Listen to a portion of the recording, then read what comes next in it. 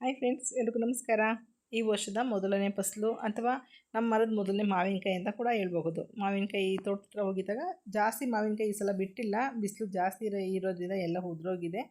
ಎಲ್ಲೋ ಅಲ್ಲೊಂದು ಇಲ್ಲೊಂದಿತ್ತು. ಮಾವಿನಕಾಯಿ ಯುಗಾದಿ ಹಬ್ಬಕ್ಕೆ ಅದು ಪಚ್ಚಡಿ ಏನಾದ್ರು ಮಾಡೇ ಮಾಡ್ತೀವಿ. ಮಾವಿನಕಾಯಿ ಉಪಯೋಗಿಸ್ಕೊಂಡು ಚಿತ್ರಾನ್ನ, ಗೊಜ್ಜು ಅಥವಾ ಜ್ಯೂಸು ಅಥವಾ ಈ ಪಾನಕಾಯಿ ಏನಾದ್ರು ಮಾಡಬಹುದು. ಹಾಗಾಗಿ ಬೇಳೆ ಸಾಂಬಾರು ಎಲ್ಲ ತುಂಬ ಫೇಮಸ್ಸು. ಕೋಸಂಬರಿ ಕೂಡ ತುಂಬ ಚೆನ್ನಾಗಿರುತ್ತೆ.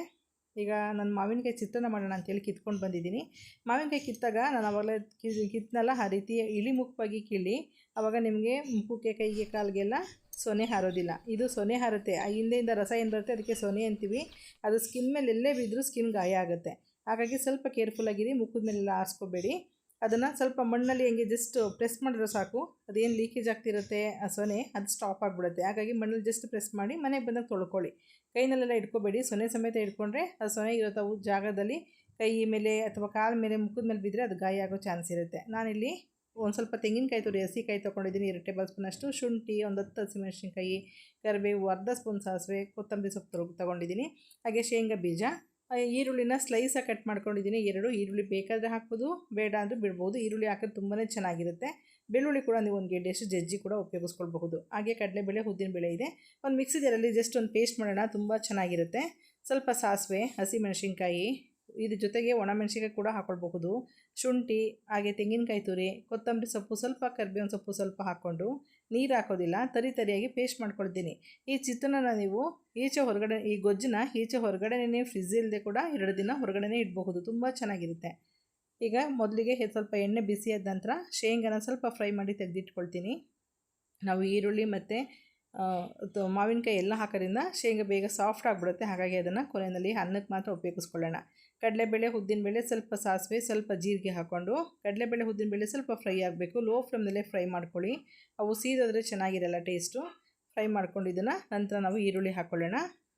ನಾನು ಬೆಳ್ಳುಳ್ಳಿ ಹೇಳಿದೆನಲ್ಲ, ಬೆಳ್ಳುಳ್ಳಿ ಇಷ್ಟಪಡೋರಾದರೆ ಬೆಳ್ಳುಳ್ಳಿನೂ ಕೂಡ ಈರುಳ್ಳಿ ಜೊತೆಗೆ ಹಾಕ್ಕೊಂಡು ಫ್ರೈ ಮಾಡಿ. ಜಜ್ಜಿ ಹಾಕ್ಕೊಳ್ಳಿ. ಪೇಸ್ಟ್ ಹಾಕೋದಕ್ಕಿಂತ ಜಜ್ಜಿ ಹಾಕಿದ್ರೆ ತುಂಬ ಟೇಸ್ಟ್ ಇರುತ್ತೆ. ನಾನು ಆವಾಗಲೇ ಮಿಕ್ಸಿ ಜಾರಲ್ಲಿ ತೋರಿಸಿದ್ನಲ್ಲ, ಅವೆಲ್ಲ ರುಬ್ಬೋದಕ್ಕಾಗಿಲ್ಲ ಅಂದರೆ ಈಗ ಡೈರೆಕ್ಟ್ ಒಗ್ಗರಣೆಗೆ ಹಾಕ್ಕೊಳ್ಬಹುದು. ನಾನಿಲ್ಲಿ ಒಂದು 8ರಿಂದ 10 ಕಾಳಷ್ಟು ಮೆಂತ್ಯ ಕೂಡ ಹಾಕ್ಕೊಳ್ತಾ ಇದ್ದೀನಿ. ಮೆಂತ್ಯ, ಮೆಣಸು, ಜೀರಿಗೆನೆಲ್ಲ ನೀವು ಹುರಿದು ಪುಡಿ ಮಾಡಿನೂ ಹಾಕ್ಕೊಳ್ಬೋದು. ಹೀಗೆ ಎಣ್ಣೆ ಕೂಡ ಡೈರೆಕ್ಟಾಗಿ ಹಾಕ್ಕೊಳ್ಬಹುದು. ಮೆಂತ್ಯ ಎಲ್ಲ ಫ್ರೈ ಆದ ನಂತರ ರುಬ್ಬಿರೋದ್ವಲ್ಲ ಪೇಸ್ಟು, ಆ ಪೇಸ್ಟನ್ನು ಹಾಕ್ಕೊಳ್ಳೋಣ. ಹಾಕ್ಕೊಂಡು ಈರುಳ್ಳಿ ಇನ್ನೂ ಸ್ವಲ್ಪ ಸಾಫ್ಟ್ ಆಗಿದೆ. ಈರುಳ್ಳಿ ತುಂಬ ಕಲರ್ ಚೇಂಜ್ ಆಗೋಷ್ಟೆಲ್ಲ ನಾವು ಚಿತ್ರಾನ್ನಕ್ಕೆ ಫ್ರೈ ಮಾಡಿದ್ರೆ ಚೆನ್ನಾಗಿರೋದಿಲ್ಲ. ನಂತರ ಪೇಸ್ಟ್ ಹಾಕ್ಕೊಂಡು ಇದನ್ನು ಕೂಡ ಒಂದು 2-3 ನಿಮಿಷ ಬಿಸಿನಲ್ಲಿ ಬಾಡಿಸ್ಕೊಳ್ಳಿ. ಅಷ್ಟರಲ್ಲಿ ನಾವು ಮಾವಿನಕಾಯಿನ ಕೂಡ ತುರಿದು ರೆಡಿ ಮಾಡ್ಕೊಳ್ಳೋಣ. ನಾನಿಲ್ಲಿ ಬೆಳಗ್ಗೆ 6:30ಗೆ ಟಿಫನ್ ರೆಡಿ ಮಾಡಬೇಕಾಗಿರೋ ಕಾರಣ ತಕ್ಷಣ ಅಲ್ಲಲ್ಲೇ ಮಾಡ್ಕೊಳ್ತಿರ್ತೀನಿ. ಎಲ್ಲ ರೆಡಿ ಮಾಡ್ಕೊಂಡು ಕೂಡ ಒಂದೊಂದು ಸಲ ತೋರಿಸೋದಕ್ಕಾಗಲ್ಲ. ಸ್ವಲ್ಪ ಹಳದಿ ಪುಡಿ, ಉಪ್ಪಿನ ಪುಡಿ, ಸ್ವಲ್ಪ ಸಕ್ಕರೆ, ಅರ್ಧ ಸ್ಪೂನಷ್ಟು ಸಕ್ಕರೆ ಹಾಕ್ಕೊಳ್ಳಿ. ಹುಳಿ ಎಷ್ಟೇ ಇದ್ರೂ ಬ್ಯಾಲೆನ್ಸ್ ಆಗುತ್ತೆ. ಇಷ್ಟನ್ನು ಹಾಕ್ಕೊಂಡು ಲೋ ಫ್ಲೇಮ್ನಲ್ಲಿ ಒಂದು 3 ನಿಮಿಷ ಅದು ಸಾಫ್ಟ್ ಆಗೋದಕ್ಕೆ ಬಿಡೋಣ. ಪೇಸ್ಟೆಲ್ಲ ಬೇಯಬೇಕು, ಹಸಿ ವಾಸನೆ ಹೋಗಬೇಕು. ಅಷ್ಟರಲ್ಲಿ ಮಾವಿನಕಾಯಿನಲ್ಲಿ ಬಾದಾಮಿ ಮಾವಿನಕಾಯಿ ತೊಗೊಂಡಿದ್ದೀನಿ. ಇದರಲ್ಲಿ ಹುಳಿ ಇರುತ್ತೆ. ನೀವು ತೋತಾಪುರಿ ತೊಗೊಂಡ್ರೆ ಸ್ವಲ್ಪ ನಿಂಬೆಹಣ್ಣು ರಸ ಬೇಕಾದರೆ ಹಾಕ್ಕೊಳ್ಬಹುದು. ಈ ಬಾದಾಮಿಕಾಯಿ ಅಥವಾ ಹುಳಿ ಮಾವಿನಕಾಯಿ ಸೇಂದೂರ ಎಲ್ಲ ಬಂದರೆ ಅದಕ್ಕೆಲ್ಲ ನೀವು ಹುಳಿ ಹಾಕೋ ಅವಶ್ಯಕತೆ ಇಲ್ಲ. ಅದೇ ತುಂಬ ಹುಳಿ ಇರುತ್ತೆ. ಮೇಲೆ ಸಿಫ್ಟೆ ಸ್ವಲ್ಪ ತುಂಬ ಎಳೆದಿರೋದ್ರಿಂದ ಸ್ವಲ್ಪ ಒಗ್ರಿ ಇರುತ್ತೆ. ಹಾಗಾಗಿ ಸಿಪ್ಪೆನ ತೆಗೆದು ಮಧ್ಯದ ವೈಟ್ ಭಾಗ ಮಾತ್ರ ನೀವು ತುರ್ಕೊಳ್ಳಿ. ಇದು ವಾಟೆ ಅಂತೀವಿ, ಅದು ಬೀಜ, ಅದು ತುರಿಯೋ ಅವಶ್ಯಕತೆ ಇಲ್ಲ. ಪೂರ್ತಿ ಒಂದು ಮಾವಿನಕಾಯಿ ಸಣ್ಣದನ್ನು ಹಾಕ್ಕೊಳ್ತಾ ಇದ್ದೀನಿ. ಪೇಸ್ಟೆಲ್ಲ ಒಂದು 3 ನಿಮಿಷ ಚೆನ್ನಾಗಿ ಬಾಡಿದೆ. ನಂತರ ತುರಿತಿರೋಂಥ ಮಾವಿನಕಾಯಿ ಹಾಕ್ಕೊಳ್ಳೋಣ. ಹಾಕ್ಕೊಂಡು ಇದನ್ನು ಕೂಡ ಒಂದು 2-3 ನಿಮಿಷದಷ್ಟು ಫ್ರೈ ಮಾಡ್ಕೊಳ್ಳಿ. ನಾನು ಕೊನೆಯಲ್ಲಿ ಮೆಣಸಿನ ಪುಡಿ ಹಾಕ್ಕೊಳ್ತಿದ್ದೀನಿ. ಸಖತ್ತಾಗಿರುತ್ತೆ. ಎಲ್ಲ ಚಿತ್ರಾನ್ನಕ್ಕೂ ಮೆಣಸಿನ ಪುಡಿ, ಮೆಂತ್ಯನ ಕಂಪಲ್ಸರಿ ಹಾಕಿ ನೋಡಿ, ತುಂಬ ಚೆನ್ನಾಗಿರುತ್ತೆ ರುಚಿ. ಸ್ವಲ್ಪ ನಾನು ಬೆಳ್ಳುಳ್ಳಿ ಬಳಸಿಲ್ಲ, ಹಾಗಾಗಿ ಸ್ವಲ್ಪ ಇಂಗನ್ನು ಹಾಕ್ಕೊಳ್ತಾ ಇದ್ದೀನಿ. ಕೊನೆಯಲ್ಲಿ ಸ್ವಲ್ಪ ಕೊತ್ತಂಬರಿ ಸೊಪ್ಪು ಹಾಕಿ ಮಿಕ್ಸ್ ಮಾಡಿದ್ರೆ ಚಿತ್ರಾನ್ನದ ಗೊಜ್ಜು ರೆಡಿ ಆಯಿತು. ತುಂಬ ಸಿಂಪಲ್ಲು, ಬೇಗ ಮಾಡಬಹುದು. ವಿಡಿಯೋ ನೋಡಿದಾಗ ನಿಮ್ಗೆ ಲೆಂತಿ ಅನಿಸುತ್ತೆ. ಚಿತ್ರಾನ್ನಕ್ಕೆ ಏನು ಹಾಕ್ತೀರಾ ಅದೇ ಐಟಮ್ಸ್ ಇರುತ್ತೆ. ಆಲ್ಮೋಸ್ಟ್ ನೀವು ಚಿತ್ರಾನ್ನ ಮಾಡಿ ಎಲ್ರಿಗೂ ಅಭ್ಯಾಸ ಇರುತ್ತಲ್ಲ, ತುಂಬ. ಆದರೆ ಮಾವಿನಕಾಯಿ ಹಾಕಿರೋದ್ರಿಂದ ಇದು ಟೇಸ್ಟ್ ತುಂಬ ಚೆನ್ನಾಗಿರುತ್ತೆ. ಸ್ವಲ್ಪ ಸಕ್ಕರೆ, ಸ್ವಲ್ಪ ಮಾವಿನಕಾಯಿ ಟೇಸ್ಟು ಡಿಫ್ರೆಂಟ್ ಆಗಿರುತ್ತೆ. ಇದನ್ನು ಅನ್ನಕ್ಕೆ ಎಷ್ಟು ಬೇಕೋ ಅಷ್ಟು ಕಲಿಸ್ಕೊಳ್ಳಿ. ನನಗೆ ಚಿತ್ರಾನ್ನ ಯಾವಾಗಲೂ ಬಿಸಿ ತಿನ್ನೋದಕ್ಕೆ ತುಂಬ ಇಷ್ಟ. ಬಿಸಿ ತಿನ್ನೋದಕ್ಕಾಗಲ್ಲ. ಈಗ ನೋಡಿ, ಬೆಳಗ್ಗೆ 6:30ಗೆ ಟಿಫನ್ ರೆಡಿ ಮಾಡಿದ್ವಿ ಅಂದರೆ ಅಷ್ಟೊತ್ತಿಗೆ ನಾವು ಟಿಫನ್ ತಿನ್ನೋದಿಲ್ಲ. ಅಥವಾ ಮಕ್ಳಿಗೆ ಲಂಚ್ ಬಾಕ್ಸ್ ಕಟ್ಟಬೇಕು ಅಂದಾಗಲೂ ಕೂಡ ನಾವು ಬೆಳಗ್ಗೆನೇ ರೆಡಿ ಮಾಡಿ ಮಕ್ಳನ್ನ ಕಳಿಸಿ ತಿನ್ನೋಷ್ಟೊತ್ತಿಗೆ 10 ಗಂಟೆ ಆಗಿರುತ್ತೆ. ಆವಾಗಲೂ ಬಿಸಿದು ಸಿಗೋದಿಲ್ಲ. ಈ ಚಿತ್ರಾನ್ನ, ಪುಳಿಯೋಗರೆ ಎಲ್ಲ ಮಿಕ್ಸ್ ಮಾಡಬೇಕಾದಾಗ ಯಾವುದನ್ನ ಒಂದಾದರೆ ಬಿಸಿಯಾಗಿರಬೇಕು, ಅಥವಾ ಅನ್ನ ಬಿಸಿಯಾಗಿರಬೇಕು, ಇಲ್ಲ ಗೊಜ್ಜು ಬಿಸಿಯಾಗಿರಬೇಕು, ಅಥವಾ ಎರಡೂ ಬಿಸಿಯಾದರೂ ಕೂಡ ತುಂಬಾ ಚೆನ್ನಾಗಿರುತ್ತೆ. ಕೆಲವ್ರು ಸಲ ಅನ್ನ ಎಲ್ಲ ತಣ್ಣಗಾಗಿ ಹಾರಿಸ್ಬಿಟ್ಟು ಹಾಕಿ ಅಂತಾರೆ, ಮುದ್ದೆ ಆಗುತ್ತೆ ಅಂತೇಳಿ.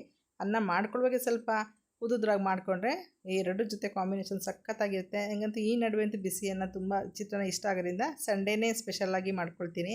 ಚಿತ್ರಾನ್ನ ಬಿಸಿ ಬಿಸಿಯಾಗಿ ತಿನ್ನಬಹುದು, ಮನೇಲೇ ಇರ್ತಾರೆ ಎಲ್ಲರೂ ಅಂತ ಹೇಳ್ಬಿಟ್ಟು ತುಂಬ ಚೆನ್ನಾಗಿದೆ. ಈ ಗೊಜ್ಜೇನಾದ್ರು ಉಳೀತು ಅಂದರೆ ನೀವು ಚಪಾತಿ ರೊಟ್ಟಿ ಏನಾದ್ರು ಮಾಡಿದ್ರೆ ಅದು ಕೂಡ ತುಂಬಾ ಚೆನ್ನಾಗಿರುತ್ತೆ. ಅಥವಾ ಬೇಳೆ ಸಾರಿಗೆ ಒಂದು ಸ್ಪೂನ್ ಚಿತ್ರಾನ್ನ ಗೊಜ್ಜು ಹಾಕಿ ನೋಡಿ, ಬೇಳೆ ಸಾರು ಟೇಸ್ಟೇ ಡಿಫ್ರೆಂಟ್ ಆಗಿಬಿಡುತ್ತೆ. ಮತ್ತು ಇದನ್ನು ಸ್ಯಾಂಡ್ವಿಚ್ ಥರ ಕೂಡ ಮಾಡ್ಕೊಳ್ಬಹುದು. ಬ್ರೆಡ್ ಇದ್ದರೆ ಬ್ರೆಡ್ ಕೂಡ ಇದನ್ನು ಅಪ್ಲೈ ಮಾಡ್ತೀನಿ ನೋಡಿ. ಇದನ್ನು ಬಳಸ್ಕೊಂಡಂಗೆಲ್ಲ ನಿಮಗೆ ರುಚಿ ಬೇರೆ ಬೇರೆ ವಿಭಿನ್ನವಾಗಿ ಇರುತ್ತೆ, ತುಂಬ ಚೆನ್ನಾಗಿರುತ್ತೆ. ನೋಡ್ರಲ್ಲ ಎಷ್ಟು ಸಿಂಪಲಾಗಿ ಮಾಡಬಹುದು ಅಂತ. ಹಾಗೆ ಗೊಜ್ಜು ಉಳಿದ್ರು ಕೂಡ ಯಾವ ರೀತಿ ಉಪಯೋಗಿಸ್ಕೋಬೋದು ಅಂತ ಗೊತ್ತಲ್ಲ. ಓಕೆ ಫ್ರೆಂಡ್ಸ್, ವಿಡಿಯೋ ಇಷ್ಟ ಆಯ್ತು ಅಂತ ಅಂದ್ಕೊಳ್ತೀನಿ. ಎಲ್ರಿಗೂ ಯುಗಾದಿ ಹಬ್ಬದ ಶುಭಾಶಯಗಳನ್ನ ಹೇಳ್ತಾ ವಿಡಿಯೋನ ಮುಗಿಸ್ತಾ ಇದ್ದೀನಿ. ವಿಡಿಯೋ ನೋಡಿದ್ದಕ್ಕೆ ಎಲ್ರಿಗೂ ಧನ್ಯವಾದಗಳು. Okay bye, thank you.